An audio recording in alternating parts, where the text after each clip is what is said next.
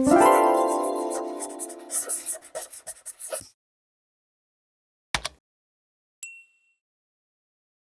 I'm going to show you how to make a pattern in Photoshop like this one. I made like kind of a psychedelic pattern. So I started with an image that I drew in Procreate actually, and it's just kind of some circles and loops and colors. I didn't draw anything. I didn't draw anything specific. It's abstract, so this kind of works really well for patterns, but you can experiment with all sorts of things. Yeah, so just an image like this will do. Make sure it's a square with equal sides. And I'm just going to get started. So if I hit Control T on my keyboard and scale it down, I can kind of, all right, there we go. If I scale it down, I can get a good view. And I don't want it to be too big. I don't want it to fill the entire screen. And I want there to be enough for all four sides. So this is going to have four sides to it. So this size is pretty good. I can leave it at that. And I'm going to copy and paste. But first I have to hit enter to register that transform. So copy and paste, Control C, Control V on your keyboard will do that. And I'm going to slide it into place. I have snaps on. So if you go to view, snap is checked off. That kind of helps me get things to line up the way I want them to. And now if I go to Control T on my keyboard, I can flip horizontal. That will give these the cool connection that that you want if you flip it horizontal right away. So now what I really want to see is if these are lining up correctly. And this is maybe the trickiest part. I need to make sure that I close any transparent gaps. So I'm just going to move it over 1 pixel and that all of the lines are connecting because it'll really show up in the pattern if they're not. Maybe one more. I'm just going to see what that does. And I think I need to move it down 1. I'm not sure if that worked, so I'm going to go down the bottom. No, it's not even. So up 1 again. It does look even on the bottom, and this sides are pretty good. I mean, as long as you don't see transparent pixels, it's a win, in my opinion. And if you don't like the way some things connect, you can always just paint over it. I actually don't mind it though. I think it's lining up pretty good. I mean, I could kind of add a little paint here, but that's something for later. Okay, so now that I've got this lined up the way I want, I can now grab both layers by just shift selecting both and then right click on my mouse and merge layers. Now I'm going to do the exact same thing again, but with this merged copy. So I'm going to hit Control C, Control V on my keyboard. I have now copy and pasted it, a second version, and I'm going to hit Control T to transform and then right click on my mouse and flip vertical. Now it is almost lined up with the one above it. I just need to move it up, I think 1 pixel. I'm not seeing transparent, and it does look like the sides are lining up. If I zoom in, it's looking connected. I mean, there's a little bit of off situation here, but I think that's the best we can do. Let's just take a peek. Yeah. Pretty good. Not bad. I could clean everything up, like I said, before transforming this into a pattern, but it's not bad.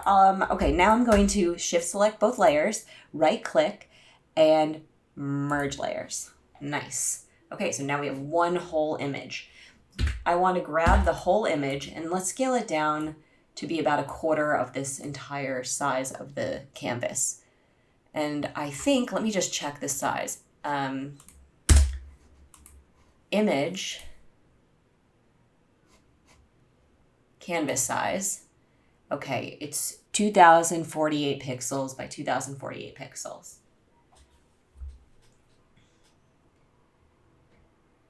Let me just whip out my handy dandy calculator here. Half of that size is 1024. So that's kind of what I want to go for here. 1024. There it is. Okay, perfect.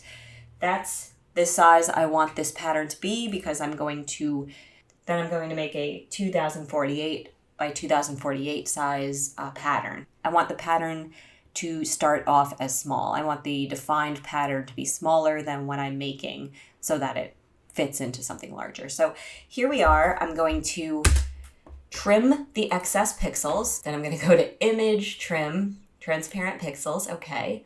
And now I'm going to define this pattern. So I'm going to go to edit, define pattern. Let's call it something fun. I'm going to call it psychedelic 7. Okay.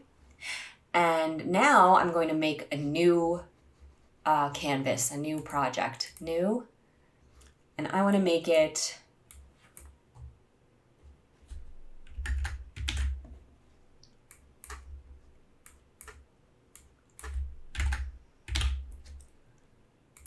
there we go. All right, it's a square, which is good. And now if I add a layer, I'm going to do a fill layer with the pattern I just made. So if I go to edit, fill, make sure your contents is changed to pattern if it's not already there. And then you need to get the pattern that you just made. Mine is right here, the most recent. Click OK. And just like that, it worked. But there's a problem. So if I zoom in, I can see that when the pattern was made, for some reason, there's this extra line of transparency. That happens every time, and there's only one way to get past it. So what you have to do is zoom in all the way until you can really see those pixels, and you can now see the pixels, and it's those edges are transparent. We need to cut those out. So if I go over here to my box select, I need to select everything out, everything inside, excluding that one layer of transparent pixels on the rim. So this just takes a little bit of patience, but we can do it.